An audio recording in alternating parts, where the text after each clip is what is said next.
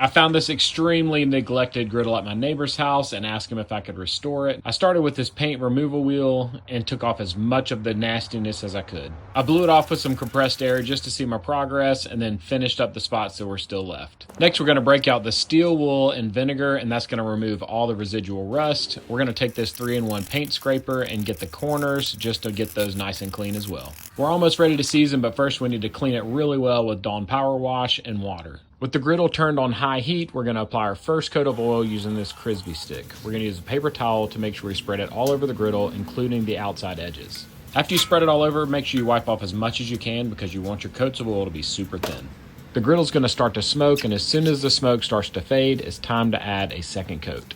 There are lots of compounds you can use for seasoning your griddle, but you can also just use any high temp oil. I'm also using a propane torch to make sure the edges and the corners get nice and seasoned too. I repeated this process about 6 times until the surface was nice and dark. Now we're going to let it cool and add one more coat of oil, which we're going to leave wet to prevent it from rusting again. It's time to get this griddle returned to the neighbors so they can start cooking on it again. Let me know if you have any questions in the comment section below, and all the tools that I used will be linked in my Amazon storefront.